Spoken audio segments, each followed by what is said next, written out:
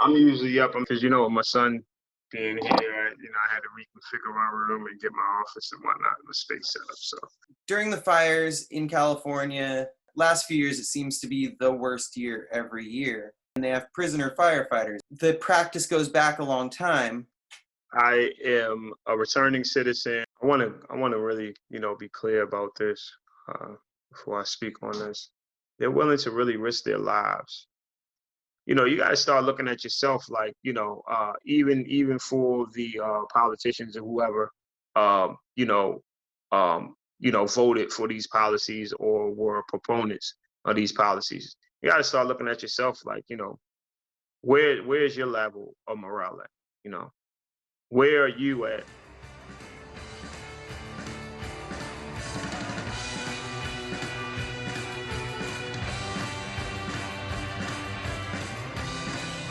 And your name came up with prisoner rights activism and also in the topic of labor and prison and the relationship that it has in this country.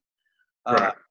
So, Sekwan Merritt, can you introduce yourself maybe and give yourself a little bio blurb about where you come from on this topic of labor and prisons in the United States in general, just as a starting point? Okay. Well, as you said, my name is Sekwan Merritt. I am a returning citizen of going on 3 years come this October. I managed to, on my 3-year journey, re-entering society, I managed to, number one, open up my own electrical contracting company. Uh, and then in addition to that, I'm also a paralegal with, an international law firm during the daytime. That was kind of my, first light out. So I've always had this work ethic that kind of you have to keep, especially from working in prison every day. For low wages. You figure if you're in prison and you'll live the right way and follow the rules for $1 a day, why can't you come home and do it for, $15 an hour or $16 an hour? That's the kind of mindset we had. It was this saying that we had in prison. It's like, you will break law, on the street selling drugs or what so have you, and not get a job at all. And then, you come to prison and they put you in a position where you have to beg for a job to try to get days and get paid $1 a day. Right. So it's like, you come home, which do you choose? That's it's kind of easy for a lot of people, to say, well, well, you work while you was in prison, why can't you do it on your streets?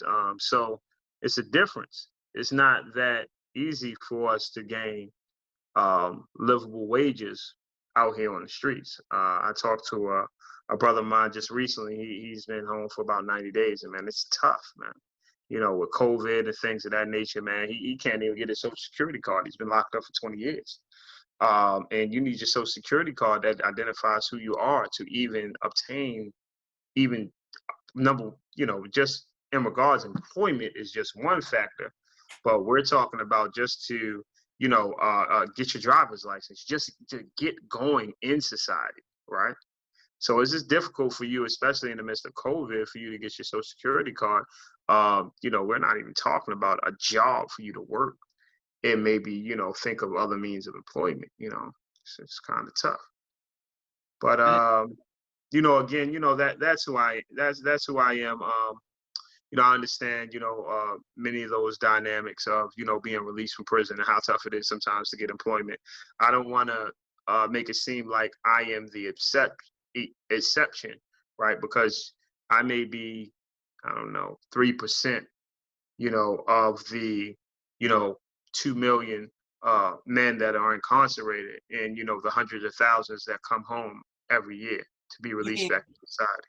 You mean like you're in the small percentage of the fact that you were able to get a job and now you're kind of Absolutely. in charge of your business as well? Absolutely. And those came with hurdles I had to jump over because, I was at one point, restricted or limited to even obtaining my master electrician license, which is a requirement to run a contracting business or even, continue as a contracting business in the state of Maryland. So, I was able to, look at policies and ordinances that said I couldn't have my master electrician license and challenge that. But however, a lot of brothers that are coming home from formerly being incarcerated, they don't have that knowledge or education, right, to know how to go at those goals or obtain those goals, even if they had dreams and aspirations, right? Now that happens also with, ironically, or not ironically, but remarkably, the same thing happens with military service people. They come out and they go to that place out in the world. They say, hey, I did this for 3 years in the military, or I did this for 5 years in jail. Very, very commonly, those places of business, whether it's a government thing like firefighting or clerical work or manufacturing in the private sector, they say, oh, that doesn't count as the training. You need to go to a university, or you need to go to a trade school, or you need to do an apprenticeship. Right. How much of that have you encountered, or what can you talk about that as far as experiences from people you know also? So, experience from people I know, again, it's tough and it's difficult. And, even if you were in prison and you work what we call maintenance, because it's called maintenance here. So you maintain the prison facilities. You maintain the prison facilities as electrician or plumber, and then you come home and they do want to see you with certain certifications, or at least know that you've gone to apprenticeship school. Um, in order to, get a job or be in that field. That's sometimes that could be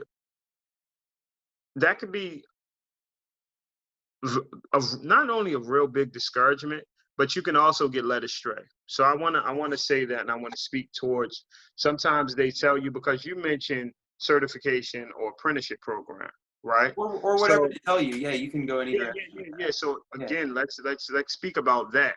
Some people are guided to these certifications. You have these trade schools that give you 6 months entry level training, and you get the certification at the end of 6 months, right? So these trade schools, these are another thing. Sometimes, you got guys from prison going to these trade schools, and what happens? They take a $20,000 loan out. I know that specifically with a trade school program, right? So they take this $20,000 loan out for you to go to this trade school for 6 months, and you get an entry level certification, right? But you're thinking, they told me this is what I need. And then you go in the field, like me, I'm speaking specifically to what I experienced or what I know people that experience. Then you go in this field of electrician and you try to get a job as an electrician. You're saying, well, I got this certification from this no-name school, and they don't, electrical trade and a lot of trades don't recognize anything but accredited apprenticeship program, right? Either through the union or non-union. One of the ones is non-union is Associated Builders and Contractors on the East Coast. And, they want to know that you went there. Now, if you haven't went there and you got this certification, you're going to start from the bottom level up, like you never even been to school for the 6 months or the eight-month program or the 12-month program.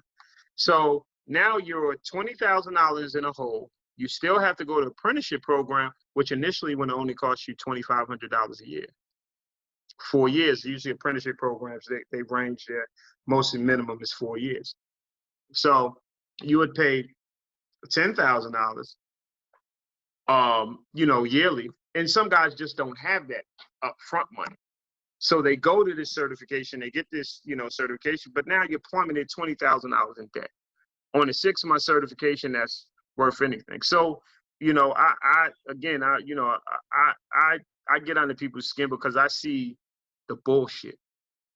I'm gonna be perfectly frank. I see the bullshit, right? Because I've been through the bullshit since I've been home. I had to fight, teeth and nail to, all with the permission of God to get to where I was at, right? They got a lot of this fluff and cash grab programs out there that are just for the aura, right? They got pictures and, you look at the brochures and they're great, right? But are they really fucking worth anything for a guy to, really obtain employment with a livable wage and provide for him and his family, right? So I want to talk about the wages. I want to pivot a little bit, slightly. You mentioned, I jotted down the phrase returning citizen. Sounds like Absolutely. that makes you sound, to some people, like you got shipped to another country, but you got your citizenship back. But what you mean is when you were in jail, you weren't considered a citizen, which is that you don't have constitutional protections in many areas of your life that people outside of the system do have. Right. And administrations that so-called regulate the labor-prison relationship, what Hmm. kind of wages do you see in, say, Maryland when you are working in prison? And what do you end up seeing in the end as the person receiving your net pay? Okay, so it's not even really all that like gross and net. I understand what you're saying. That's how it is However here. you want to say it, yeah. Yeah. That's how it is here. You know, you got your gross and you got your net because they take away state and federal taxes and things of that nature. Here it's pretty much cut and dry. You get $1 a day. Okay. Period. So Even with the prison industry enhancement certification program, it doesn't matter, $1 a day. yeah, I mean, again, it can add up as you work, but that maybe you may be in prison 10 years just to get to $4 a day, right? Just to get to $4 a day. Right. Yeah. You may get, you got some guys that are on their 375 one day. Right. So this ends out being, during the month because, you have 2 weekends a month, 4 weeks, 8 days. So you got 22 days, right, in a month, $1 a day. So when you start out, you're getting $22 for 1 month.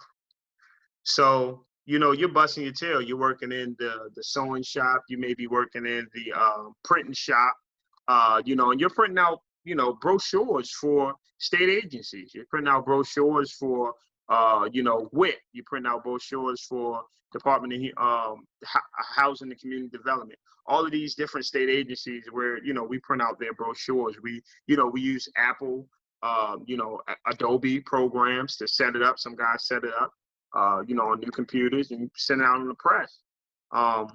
Probably more than likely, especially the computer guys, just setting it up, definitely a 22 or $23 an hour job. And, you start off coming in there, get $1.05 a day, maybe $1.15. Now So, that's when in your work as a paralegal, have you looked at obviously probably as a person in jail also, you probably looked at what it's supposed to be according to the letter of the law with these certification programs that govern employment in there. I'm sure you've had that debate or argument with someone saying this doesn't match up with the rules that apply there, right? yeah. So again, the rules that apply there, it all depends on what state you're in, right? So in the state of Maryland we're in, it says it has ordinances or what they would call like the rules of law in that prison. And that states that you can start off at 95 cents a day, $1.05 a day. And that's just what it is. Here in Maryland, we are trying to fight, the wage. But one of the things I always said and I always believe is that I think the prisoners should have a union, right? I should think they should have a union to get a living wage because at the end of the day, we can have always been together just same way like a union does and strike. Where they get to do the work. Now, in the rules, I know it varies from state to state, but the rules that I'm referring to specifically are federal rules that are the bottom. And supposedly, according to those rules, states can be more accommodating to prisoners, give more rights, but they can't go below it according to the rules. However, I found a lot of exceptions to happen those rules. For one, about unions, they can't do a job in jail, it says, that is done by union labor outside of the jail unless that union says, yeah, it's okay for prisoners to be doing our job for $1 a day. And I cannot imagine a union agreeing to such a thing. And Honda parts were being made in a jail, I think in Tennessee. I could be wrong because I've been doing way too much reading. But Honda parts were being made until the Honda auto workers, the United Auto Workers, got in and said, hey, we're doing this for $30 an hour. We can't have prisoners doing it in jail for $1 a day. Right. And and that was totally skirted. So like, it seems like these rules, there's a lot of ways around it. And do you see the possibility of getting one of these jobs, like you said, once you get out of jail? Have you heard of situations where people get jobs with specifically the same industry or even the same company that was employing them in jail once they get out? And how does that work? Yeah, so here in the state of Maryland, they actually have a CARES program, right? They have a CARES program. But, when I came home, I did my investigation on it. That CARES program, the last time I checked, I think it was about a year ago, they didn't even have anybody on the board of directors. Because, so what the CARES program does is exactly what you're saying. If you were to leave prison as maybe a print press or typesetter, you can possibly transfer over into the CARES program and get that same job once released. And then you will be getting, either the wage or the minimum wage in the state, and you won't be held to $1 a day. However, I've seen a lot of hoopla. I've seen, you'll see brochures about the program, but the last time I called about a year ago, they didn't even have anybody sitting in the seat of the executive directors, right? They didn't even have the executive directors, because I was trying to call, the program and actually do a little bit of investigation myself. This kids program, I want to know how many guys do you actually transition, right? Because I want to talk about numbers. You got 22,000 people locked up in the state of Maryland. And I had the brochure exactly how many people they had working. So I wanted to know how many out of those are getting released are you rolling over to this kids program that you tout so much, right? So I couldn't get with the executive directors because nobody held the seat to try to get that information. But they did have, a few statistics, but they were low, right? They were low. As much as they tout the program and, coming in, I've never seen the program. I've never seen it when I was in prison. I heard about it. I think I knew one or maybe two guys that went to it. And then they do this, they do the tour, when they bring the governor around and things like that to the jail, and they get everything cleaned up, and, everything looks peachy keen, on the outside, like this is really, doing something. And again, I don't want to be all the way cynical about it. I mean, you're giving someone which is a good habit, getting up every morning, going to work, right? However, right, so he can hopefully take that habit and go home and transition to society. But however, it's a lot of negatives or cons that go with it, because you're paying this guy $1 a day, and he's busting his tail just like anybody out in society. How can he go home, or how can he really even survive, even in prison, on $1 a day? A Colgate tube of toothpaste is $6.98 in prison. A tube of Colgate toothpaste, 64 ounce, $6.98. A bar of soap is $1.25. Right? Stick of deodorant is $2. So you do the math. $22 a month. You use 4 bars of soap a month. Just to smell civilized, you basically cut out your whole budget, pretay much. Exactly. If you don't have any family helping you from home, I mean, the wage is just, again, crazy. And like I said, if you have the budget and you're paying out of my taxpayer dollars, my wife's taxpayer dollars, for these programs and for these things to happen in prison, why are we bottoming out? I don't want to contribute to exploiting somebody. That's not cool. That's not fair. No matter what crime they did, they're there to try to, if we say, this is one thing I always say, if we say as society that we deem it appropriate for when someone breaks the law to go to prison, right? We also got to deem it appropriate that once they go to prison, what are they doing, or what are my taxpayer dollars doing to actually reform?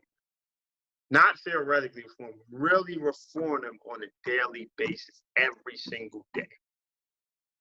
What are we doing? Now, if we're not doing anything to do that and we're just exploiting people, do you think they're really going to, have the morale to get up and go to work every day. The only reason why they're really doing it is because it's a survival skill. You got to survive. You don't Now have any that, family, anything uptown. You got to survive. yeah, that brings up a really important thing that I noticed is that basically this country obviously was founded on slavery as far as our labor force, and that did create a conflict, and a lot of people got conned out of it, where even people that weren't slaves, it lowered their wages because there was this free labor available.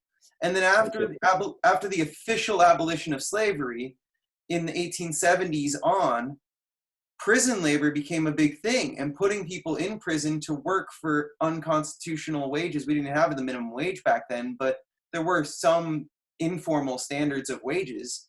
They would put people in jail, and then that stopped in the Depression because once again, groups of people were like, hey, we can't have this free, almost free labor force in here. And then in the late 70s, when, we were about to be born, basically, Mm-hmm. the social safety net and that sort of socialistic thinking of working together kind of had eroded again. And they started putting these prison labor practices back into order. And that's how we get the system we have now. And it seems like every once in a while, the workers outside the prisons say, hey, we can't have this free workforce. And it actually ends up helping the prisoners because Exactly. of that push and pull between the two. Right. And what's your impression of how we get back into that sort of mind frame of saying, by helping these prisoners either not work for these private corporations or get paid a fair wage, how do you sell that to the outsiders, people outside the prison system that don't know about it? How do you point to that and say, hey, this helps you too? So I think it becomes with exposure, us having this conversation. It can't be something that's swept under the rug. I think I did an interview on prison labor. What was that, maybe 2 years ago? Right. It That's how has I to found be. your name, yeah. Yeah, it has to be a continued conversation to make people aware out here in society is actually what's going on. And we don't want it to come like, all right, now it's coming up and now you're actually attacking people, people that are incarcerated because they're taking your jobs. What about before being a proactive measure before it even gets there, right? Because initially, they are going to keep exploiting, right? Low wages. This is a capitalistic society, right? So you pay low, right, and you increase your profits. That's pretty much what it does, right? You find cheap labor.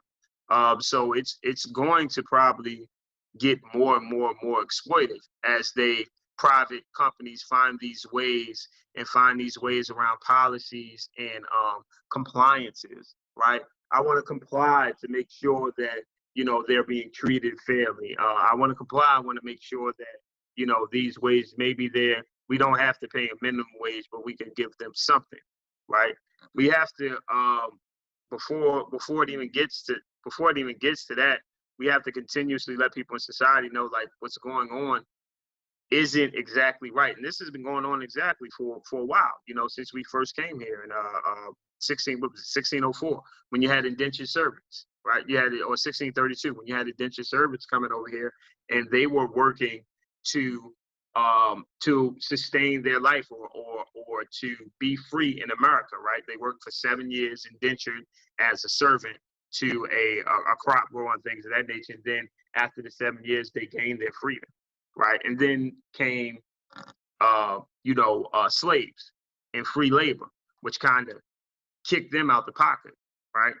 And then that's when they were going back and forth, like, hold on, like, you got this free labor that's just kicking me out of my way of making it here in America. So, And they were room and board labor to begin with. They were just getting land after working a certain number of years if they could survive that many years. Absolutely. And even then with the indigenous servants, you had the, crop owners and, the ones that had the contract playing games, not trying to let them out the contract and, going to court and trying to do these things to keep them in the contract an additional amount of time.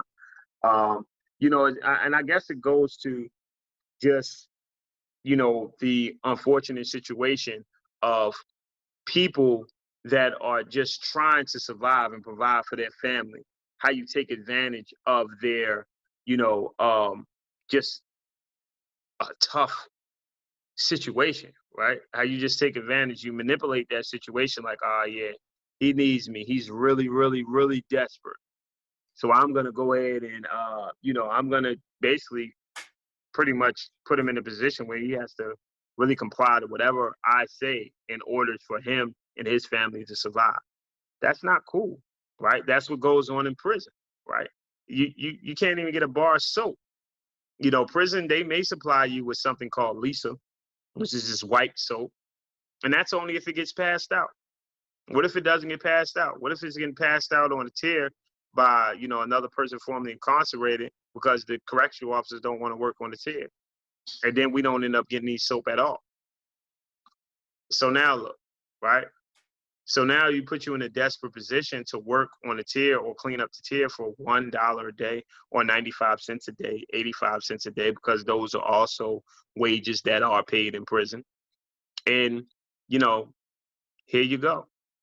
You don't really feel good about that. That doesn't build any morale. I don't think that adds to any type of reasonable reform, right? For someone to want to go home and aspire to, okay, maybe let me go ahead and roll into work. Let me roll into a job.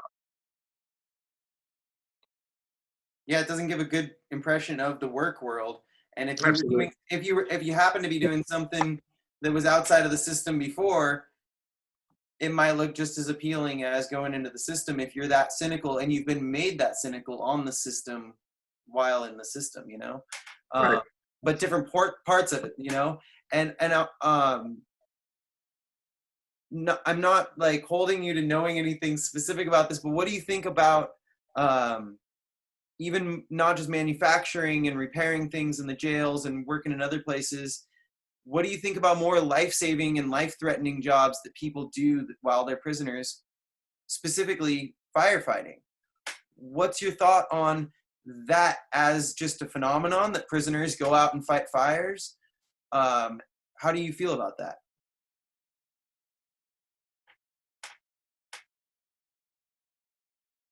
I want to really, be clear about this before I speak on this.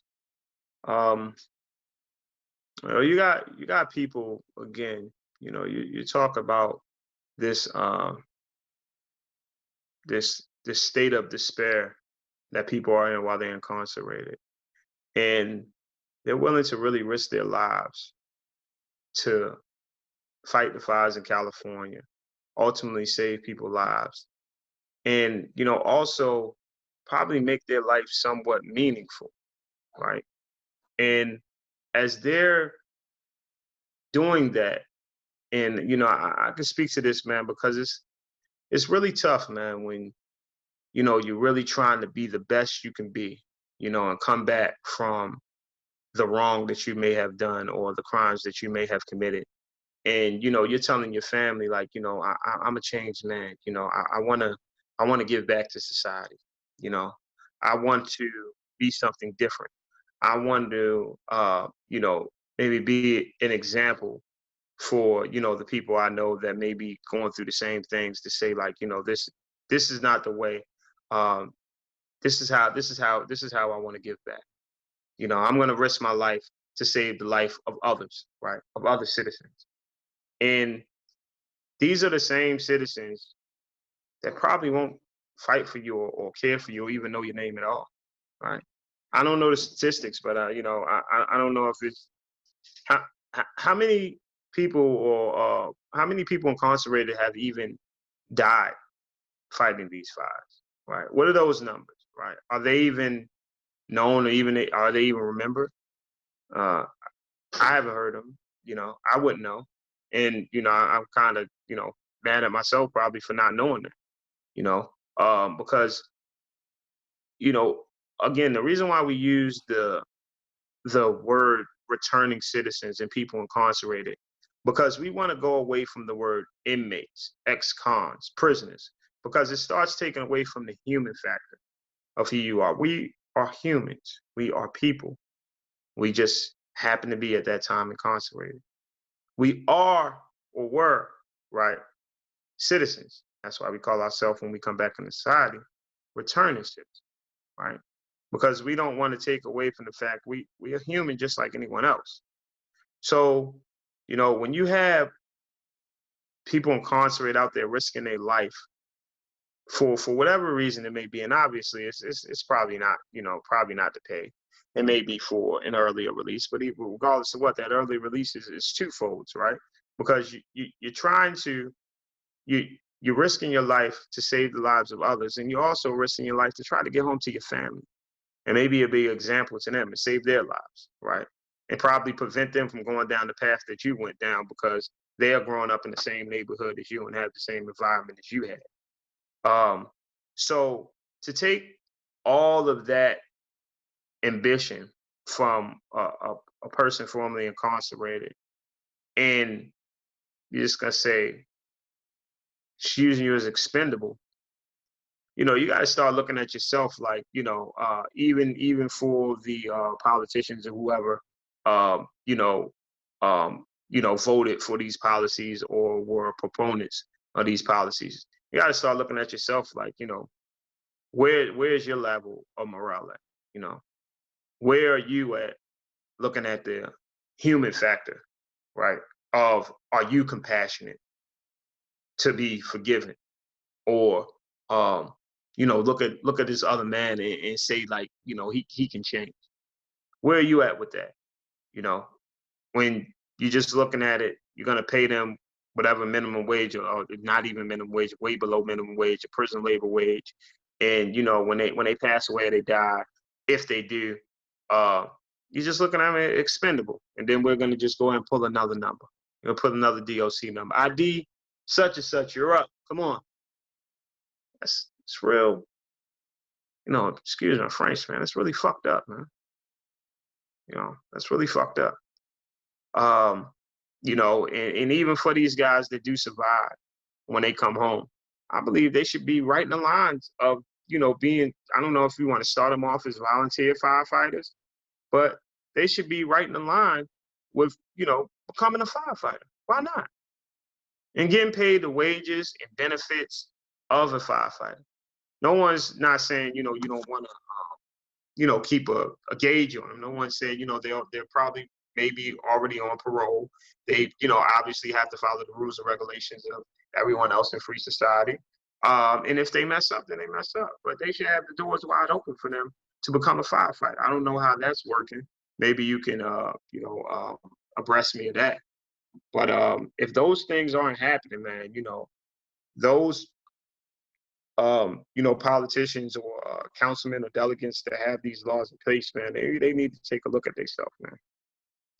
Everything that I've read shows that either prisoners that served as firefighters thought it was a really rewarding job, but feel, self-esteem wise, kind of and I think I've suffered from this. A lot of people suffer from it. The whole, like, I'm going to quit or leave this group before they tell me to leave. A lot of them don't even apply, because they feel so strongly they're going to be denied when they apply. And I also don't want to speak to what his tone or his intent was in his words when he said this, but one of the LA fire chiefs said in an interview that there is no chance of someone who served as an inmate firefighter of becoming a firefighter, at least in the departments that he runs or the ones that he sees around. And yeah, and I think that that's a very common belief. I don't think he's out of the ordinary. I don't think he's a bad person personally, but he was maybe just being very honest. Maybe he even feels bad about that system. I don't know from that quote, but he did say that, So, okay, now he said he personally doesn't see it happening as though he is, he supports that, or he's saying that the system in place will not allow it. He's saying that, and I don't have it right in front of me, but almost verbatim, that he doesn't see anyone served as a prisoner firefighter having any chance of serving in the departments that he's around. So and I don't know if he's saying that to highlight it, to change the system, or if he's like, no, I don't want prisoners fighting in my fires lines. Right. I don't want to speak to his intent, but those were his words.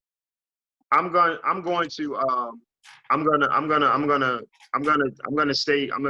keep your vibe with that, right? Because I don't know exactly what he's saying. He may have been speaking to the system, but even so, right?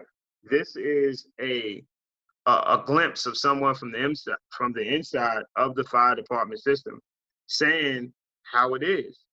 And that's, again, that's really messed up, man.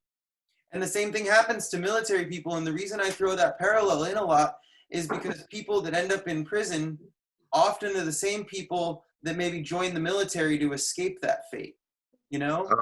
Tell them I'm on an interview and they gotta be quiet, man. Home interviews.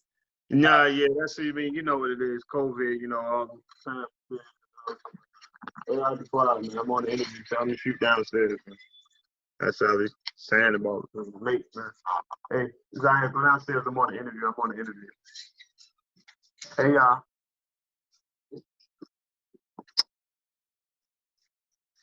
What's happening?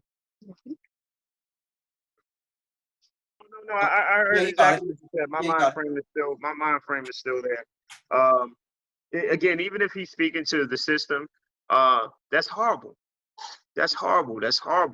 For that system to be that way, to look at these guys again as just expendable. It speaks back to the slave mentality, right? Slave mentality. They didn't care two craps about a slave.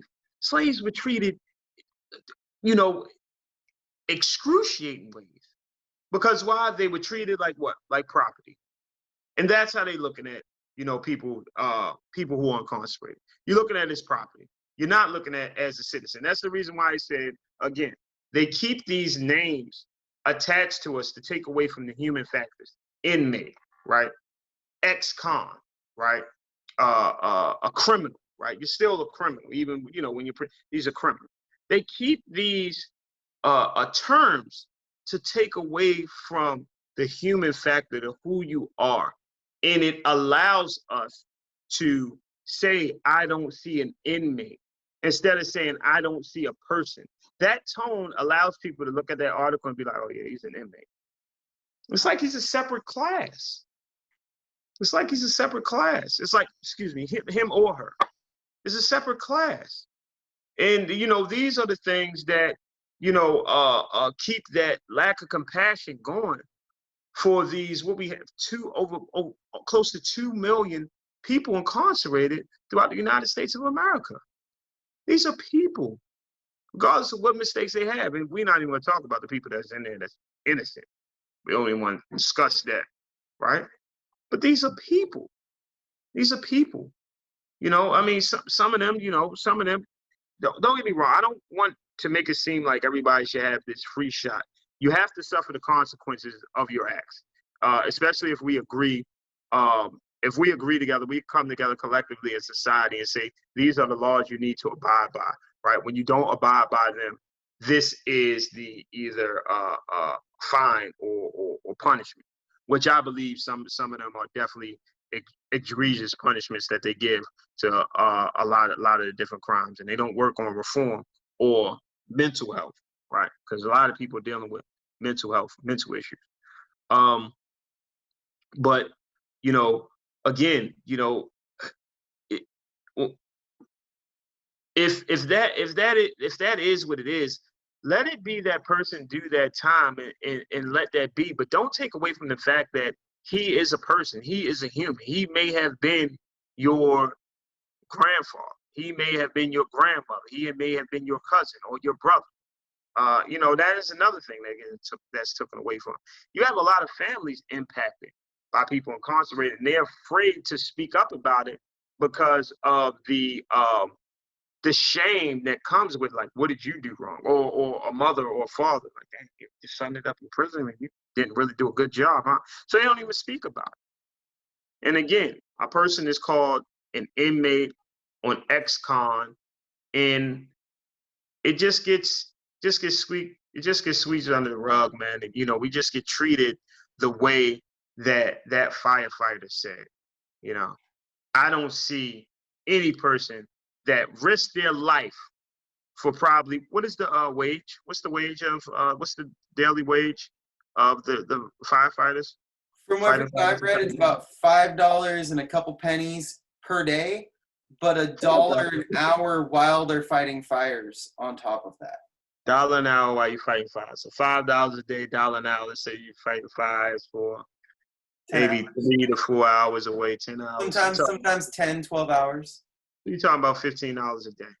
Yeah. You're risking your life to save the other lives of the citizens and people's property, right? And their families' livelihoods and heirlooms or whatever may be housed in these properties, and stop this fire from spreading, right? And you just treated much like nothing. That is something that needs to be, that's something that needs to be, further explored. And I think these politicians or whoever those are in place to have these systems put together and these policies in line, they need to take a second look at themselves. They need to really take a second look at themselves. Because again, I'm guaranteed these these firefighters, they probably be, if they're gonna let them out, they're probably low level drug traffickers or probably nonviolent offenders. And you don't even think about giving these guys a second chance. That's a big thing about it, is that because there's been so much reform, which people more conservative than myself bitch about every day, about how we're not imprisoning drug users as much in California anymore because we don't have room. We don't have room. We've imprisoned so many people. We don't have room for them. And Absolutely. then when they let them out, they don't. It's interesting, the relationship between the words inmate and ex-convict. Just play with me here for a second. Mm-hmm. Because inmate refers, in my mind, you're in jail right now. And Right. ex-con means you got out of jail. And Right. it doesn't mean you're not a convict anymore. We just use that term. And right now, they're saying there's a shortage of them because of COVID. They're saying it's because of COVID, because they released prisoners early so that they wouldn't get COVID-19 in jail. Right. They let a lot of them get COVID-19 before. For months, they didn't care. Then they finally let them out. And once they let them out, they're somehow ineligible to serve as inmate firefighters the moment they get out. And that switch is like, if you're an ex-con, you can't be a real firefighter, and they don't want them to be firefighting when they left from their house to do it. But they're happy to use the labor when you are physically in jail. Prisoners don't have COVID. They're released so they wouldn't get COVID. So what do you think about them not getting the phone call right now to go help, while retired firefighters are also getting the call to go out there and fight right now? I don't know how else we could sum it up as I spoke to before. It's just an unfair system, man. It's like a slap in the face. It's a slap in the face to everything that you worked for while you were in prison. I mean, when I was locked up and I was going to Goucher College, man, that was a sense of pride that I had to show my family that I'm changing, right? That I'm going to be something different. I'm not going to let them bury me in prison. I'm not going to let them write me off as just another guy, as we have the millions of people that's in prison right now that we can't even name all their names at all. Some people, some of their family members even forgot about them. Friends forgot about them. Where did you go at? It's really unfortunate, man. It's really unfortunate, man, and tough, man. When you're doing all of this to show like I am changing, I am something different. Maybe we don't have everybody, but I guarantee a good majority of those guys are doing that because it's something deeper than just getting released early, right? You got to have some sense of compassion and care, about just others in society, period. And to care that much and go out there and risk your life, and then to not get a phone call when you come home to help and do that same thing, and be on the same level, right, as your other fellow citizens in society. It's one of the things, it's a coined term that I've said in prison. I've experienced this when I was in prison. It's like, who the fuck are you to change? Who are you to change, right? Who are you to think you can be something better than what you are? And that's how some people look at you. That's how some correctional officers look at you. That's how some district attorneys look at you. That's how some of these some politicians look at you. You know, they clap and applaud and say justice reform while the TV is running, and while it's a hot topic. But as soon as you start putting yourself on their level, right? It's like, nah, hold on, you can't be like me. That's freaking ridiculous, man. That's ridiculous. I've changed, and I am on the path to continue to change. I experienced it. Some people I tell my story, they're like, yeah. Some others I tell my story. I was in the hospital. I seen some correctional officers, and they was like, hey, how you doing? They said, they said, what, you sick? I was like, no, I'm not sick. I'm just, dealing with a muscle injury. They thought I was. And they looked, and then I told them everything I was doing. They were so happy to see me. But when I told them everything I was doing, they was like, man, what the fuck is this? They, you could see the excitement go off their face, and a hint of envy and resentment come up and reveal itself. Cause like, man, they still looking at me like, freaking envy. Nah, not me. Not me. And I encourage brothers to keep striving like that, man. I don't know what policies are in place in California, but that's something that needs to be challenged. That's something that needs to be challenged, man. We need to get some people on the ground in California to challenge those policies. Because those guys are risking their life for, and I'm not even gonna say for the pay. They're risking their life because they want to show change. They're risking their life because they want to show, and some, I can't speak to everyone, but I guarantee, it's quite a few, man, that's in there, man, and they're risking their life to save the life of others, to give back and show that they change. Why can't they do that on a regular basis when they get released in society?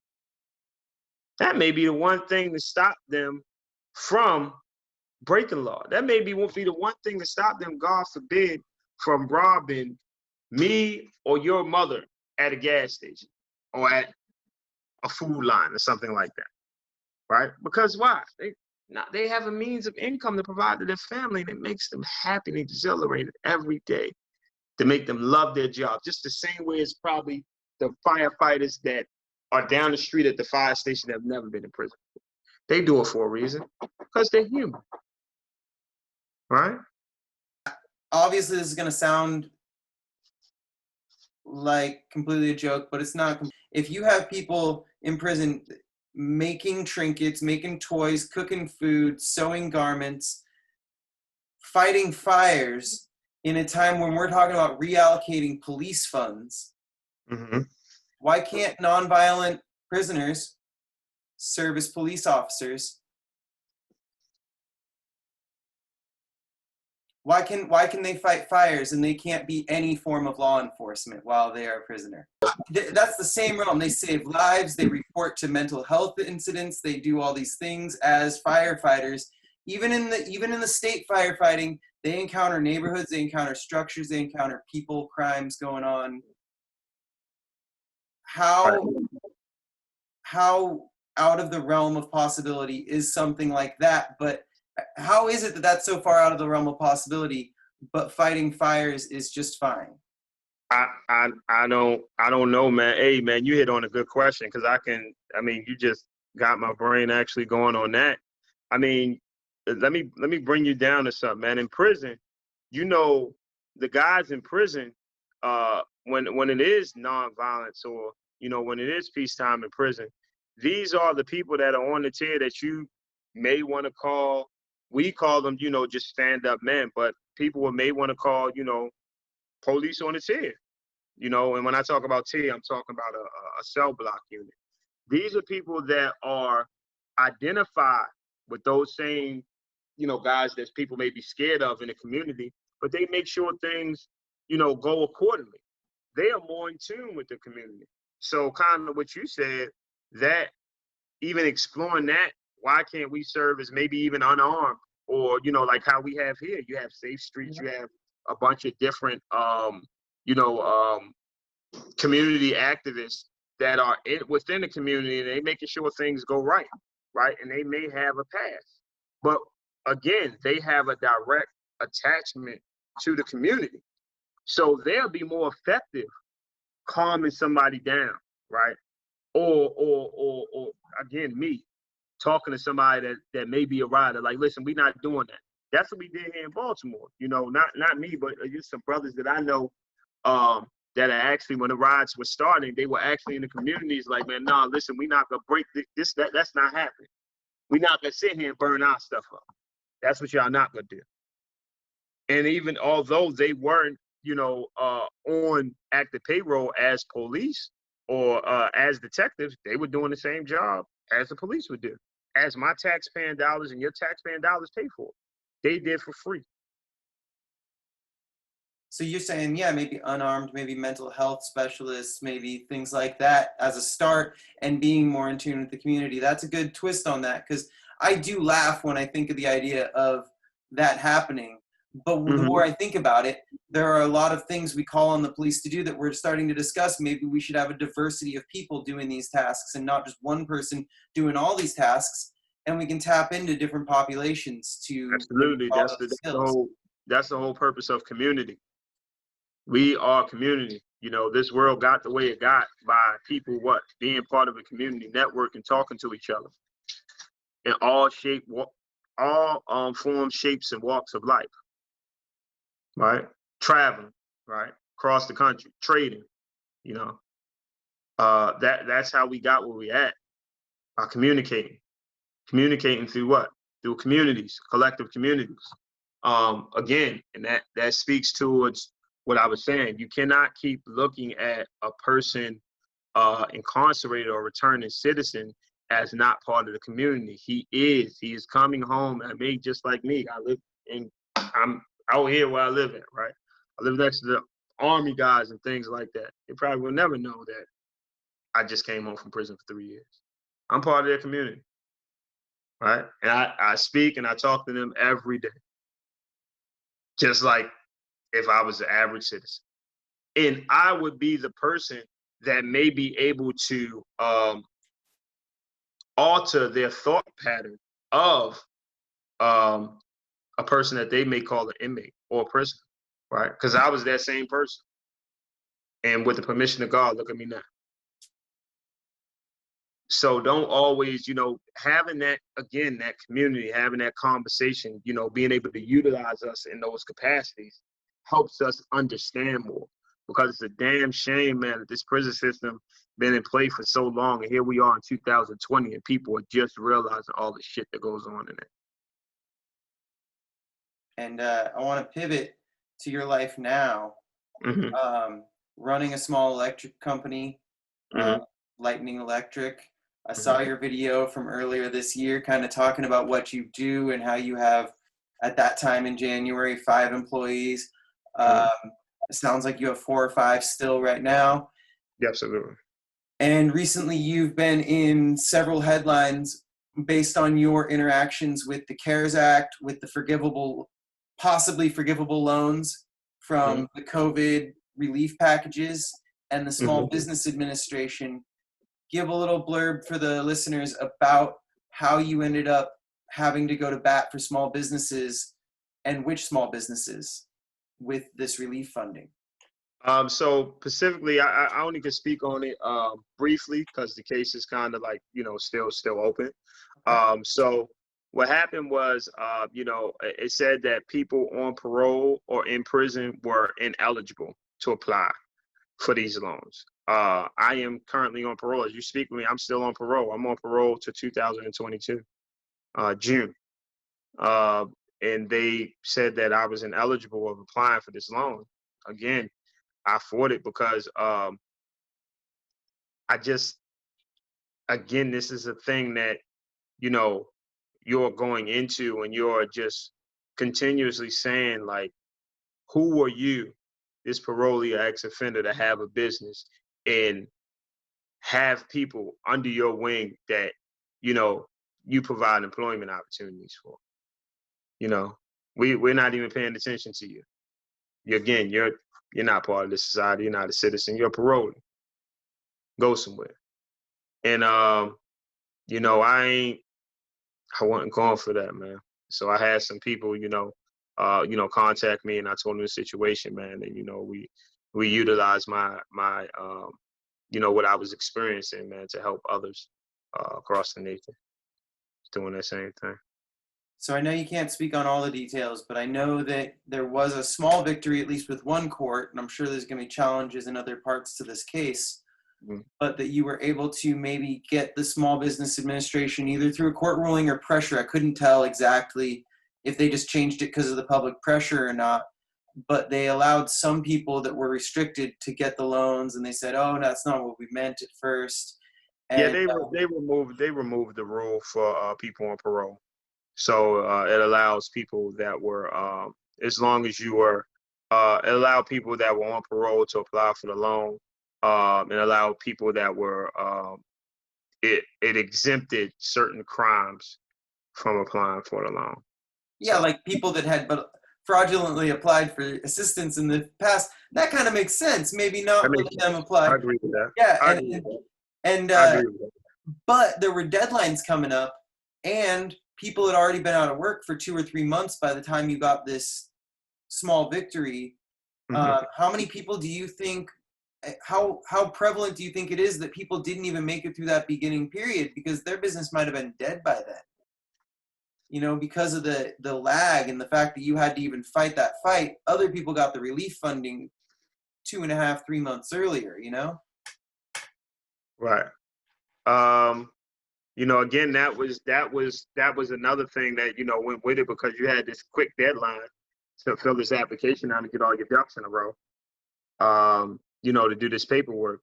And, some people still fell short because, the money that was available was, shrinking. There was already some people that were already lined up, that application were going through, they're already lined up to get the money. So. Well, I wish you luck with that, and I just want to thank you again for speaking with me. And I'm probably going to break this into some pieces so that because I'm really grateful that you were able to make more time and kind of go along with me on these questions as it led to different angles. So I'm going to try and post this as a full thing, and also post it maybe as little chunks so people don't have to get through the whole thing to hear what they want to hear. Nah, man. I've been on a couple of these before, man. Yeah. Do your editing thing, man. Thank you so much, and get some sleep, man. You probably get 2 hours of sleep at a time now, huh? Yeah. I'm gonna try, man. All right. Thank you so much. All right. All right. Have a great night. All right, bro. Thank you. Thank you.